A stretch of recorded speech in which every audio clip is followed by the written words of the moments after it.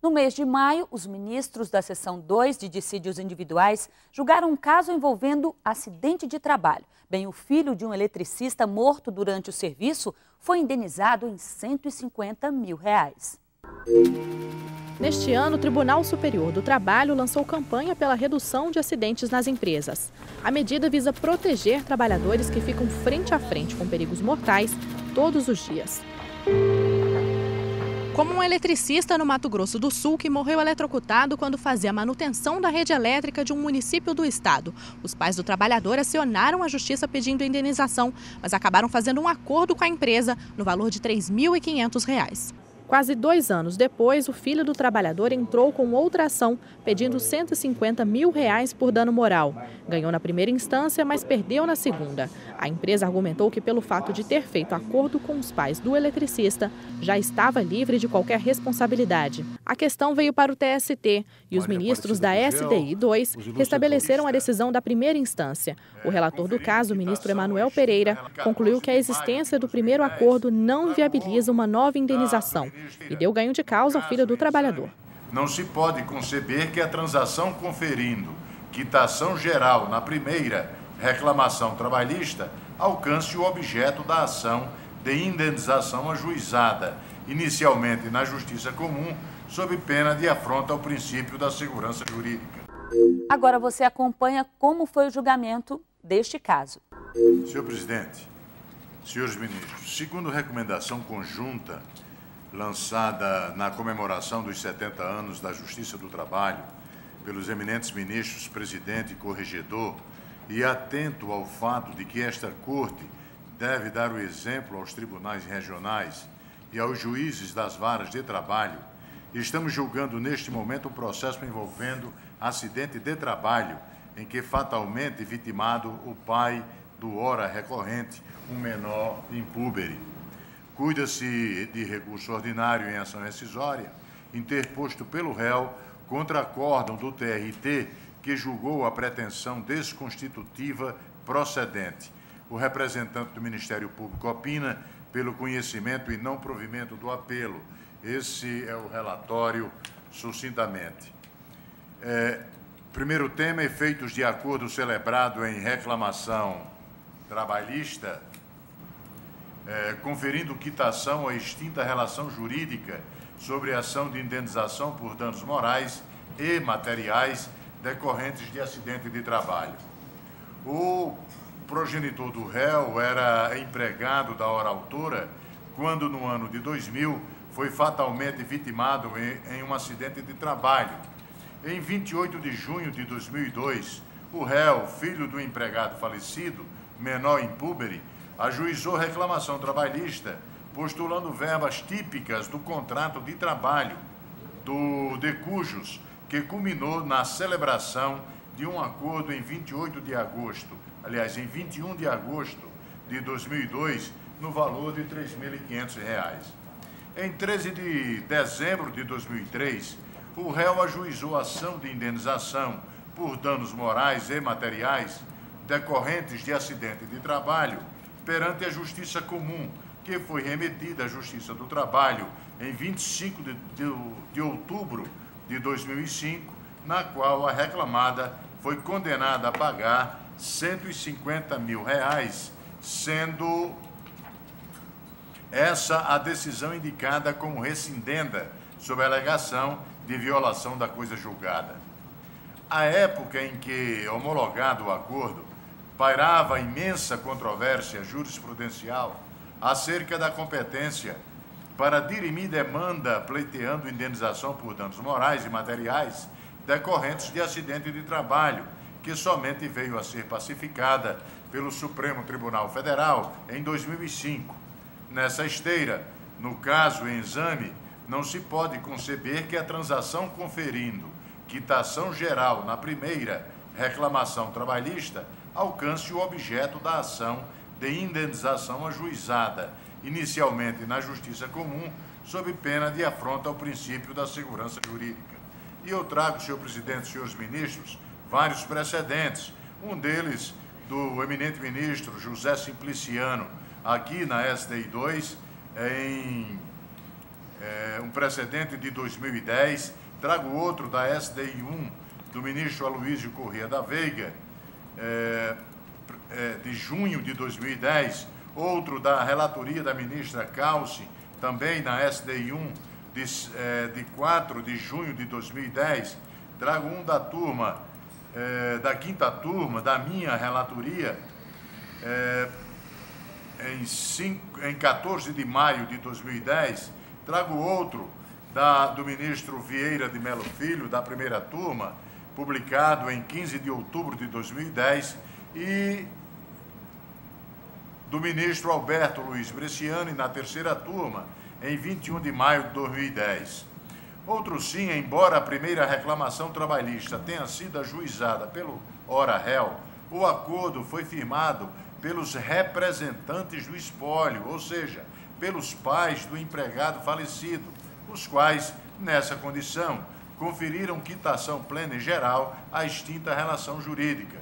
Portanto, ausente a tríplice identidade entre a reclamação trabalhista e a ação de indenização, pois o acordo efetivamente homologado não foi entabulado pelo filho do decujus.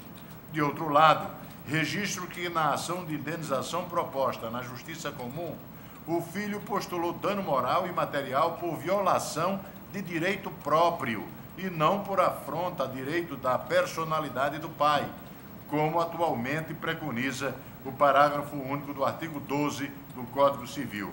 Portanto, também sob esse aspecto, não há como acolher o óbice da coisa julgada, pois a extinta relação jurídica em que se manifestou quitação geral, quando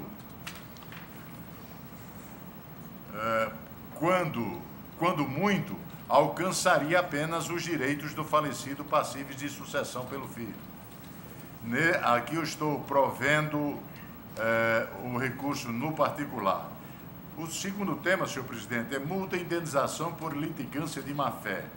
Quanto à pretensão do recorrente de condenação do autor à multa e indenização por litigância de má-fé, não restou demonstrado o intuito protelatório no ajuizamento desta ação rescisória, só sobrando a pretensão do recorrente. Aqui eu estou negando provimento quanto ao tema.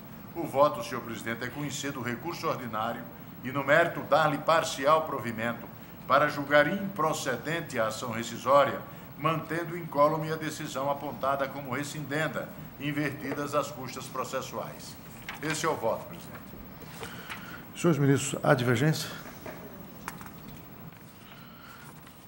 Eu quero saudar com auspiciosa e louvar a iniciativa do ministro Emanuel Pereira em julgar de forma preferencial esse processo de ação rescisória, bem verdade, mas que tem como pano de fundo um acidente de trabalho que gera tão graves e tão sérias consequências para a sociedade, para a família, para o erário e para a previdência social, para não dizer para a economia também.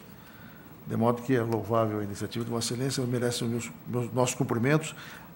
É importante que o Tribunal Superior do Trabalho também o faça, já que sinalizamos para os regionais, recomendamos, eu e o ministro Barros Levenhagen, recomendamos a observância de preferência no julgamento de processos dessa natureza.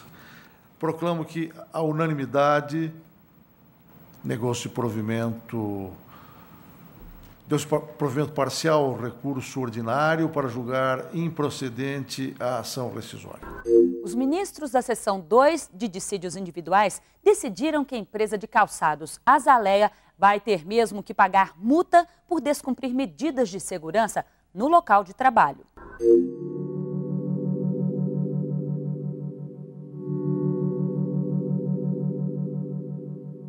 Braços e mãos mutilados, trabalhadores com vidas prejudicadas para sempre pelo descuido de empresas que não adotam medidas adequadas de segurança no trabalho.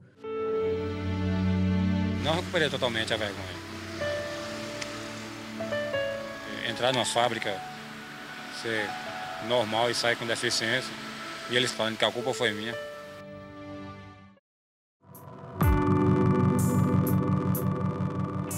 O advogado da empresa alega que foi eu que coloquei meu braço lá dentro da máquina porque eu quis, atrás de indenização. Agora imagina aí se uma pessoa vai querer meter o braço lá dentro da máquina para ficar pro resto da vida mutilado.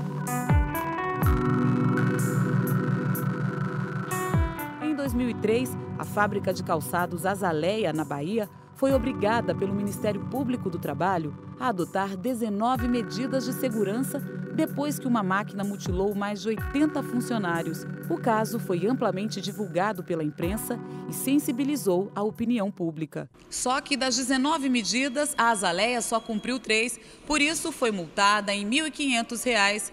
A empresa entrou com um mandado de segurança que foi indeferido pelo TRT da Bahia e recorreu ao TST, alegando que o Ministério Público não especificou quais medidas não foram cumpridas, mas o argumento não convenceu os ministros da seção 2 de dissídios individuais. Para o relator do caso, o ministro Pedro Paulo Manos, a Azaleia teve direito à ampla defesa e ao contraditório. Além disso, em vez de mandado de segurança, deveria ter utilizado um agravo de petição para recorrer. Pelo erro, não conseguiu anular o pagamento da multa. A alegação de que inexiste obrigação descumprida não comporta análise em sede de mandado de segurança, pois há previsão de recurso próprio para rever a decisão impugnada nesse ponto, consoante ao J92 dessa egrégia subseção. Veja agora como os ministros decidiram este caso. Trata-se de recurso ordinário em mandado de segurança, oriundo da 5ª Região. São 3 os temas. O primeiro é a alegação de negativa de prestação jurisdicional, que eu estou afastando diante da faculdade que oferece o artigo 515 do CPC. O tema central é a inexistência de direito líquido certo da impetrante. A ementa diz: verifica-se que a autoridade coatora determinou a conversão da execução por simples cálculo em liquidação articulada justamente para resguardar o direito da recorrente à ampla defesa ao contraditório, oportunizando-lhe apresentar contestação à liquidação de sentença. Outro sim, o entendimento adotado pela autoridade coatora para julgar provados os artigos de liquidação decorreu da falta de impugnação específica da recorrente sobre os pontos que fundamentavam o pedido. Ademais, a alegação de que inexiste obrigação descumprida não comporta análise em sede de mandado de segurança, pois há previsão de recurso próprio para rever a decisão impugnada nesse ponto, consoante ao J92 dessa egrégia subseção. De modo que eu rejeito o recurso na questão central. Quanto ao terceiro tema, que é a multa por embargos de declaração protelatórios, eu entendo que aqui a recorrente tem razão. Transcrevo, inclusive, no voto a decisão dos embargos declaratórios e, a meu ver, não se trata de embargos protelatórios. Por isso, a minha proposta é prover parcialmente esse recurso ordinário apenas para excluir da condenação o pagamento da multa por embargos protelatórios. Essa é a proposta de voto. Doutor Joaquim, gostaria de sustentar pela empresa recorrente? Sim, Excelência. Tem a palavra pelo tempo regimental. Senhor presidente, senhoras ministras, senhores ministros, trata-se de uma empresa instalada no sul da Bahia, nos idos de 1999, e que hoje é quem mais oferece empregos diretos no Estado. E já no ano de 2003, 4 anos após a sua instalação, o Ministério Público do Trabalho ajuizou contra ela uma ação civil pública, onde alegava que estaria a empresa a descumprir 19 obrigações incertas nas normas regulamentadoras do Ministério do Trabalho. Esta ação foi, de logo, julgada pelo juiz de primeiro grau, que deferiu uma antecipação de tutela, impondo à empresa o cumprimento dessas 19 obrigações. Surpreendentemente, meses depois, o Ministério Público ajuiza uma execução de sentença, alegando que estaria a empresa a descumprir 15 obrigações. Pois bem, nunca se disse quais das 15 obrigações estariam sendo descumpridas e nem se estava a exigir o cumprimento delas. Esse é o fundamento pelo qual foi ela pleitear que se lhe diferisse a segurança para que não se permitisse a execução de uma sentença inexistente. Daí porque a sua resignação, através do mandado de segurança e agora do recurso ordinário que interpôs e que espera o provimento para que se lhe defira a segurança almejada. Ministro relator. Pois não. Em homenagem ao Dr. Joaquim Arthur Pedreira Franco de Castro, eu devo aduzir o seguinte: as folhas 6 do meu voto, eu transcrevo a decisão do juízo da vara de origem que transformou a liquidação por cálculos em artigos de liquidação. Depois de historiar os fatos, conclui dizendo: todos os indícios levam a crer que, de fato, as obrigações estão sendo descumpridas.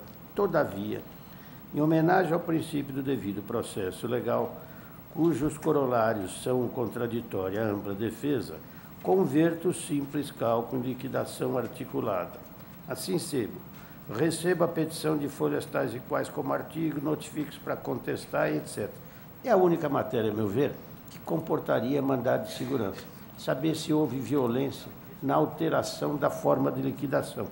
Porque data vênia do ilustre advogado, toda matéria de fundo não comporta mandado de segurança. É sim objeto de impugnação a sentença de liquidação, no prazo de embargos, e eventual agravo de petição. De modo que eu me abstenho de fazer considerações quanto ao mérito. Há ou não há descumprimento, cabe ou não cabe a condenação da multa, porque em mandado de segurança nós temos uma via muito estreita que não permite essa discussão, ainda porque, como disse, há recurso específico. Portanto, data vênia do ilustre advogado, eu mantenho o meu voto, que apenas exclui a multa de embargos declaratórios protelatórios, que também transcrevo a decisão do regional de origem e, a meu ver, constato que houve necessidade de esclarecimentos provocados pelos embargos, o que retira desses a pecha de protelatórios. Por isso, pedindo vênia, eu mantenho o meu voto. Senhores ministros, há divergência? Proclamo que é unanimidade. Deus provimento parcial, como propõe Sua Excelência o ministro relator. Hoje você acompanhou a reprise dos julgamentos do primeiro semestre das sessões de dissídios individuais do TST. E continue sintonizado na Justiça do Trabalho. São muitos os caminhos. Anote aí. Pela internet em tempo real, tst.jus.br, pelo Twitter, Facebook e pelos vídeos no youtube.com/TST. Obrigada pela sua companhia. A gente se encontra na semana que vem. Então, até lá!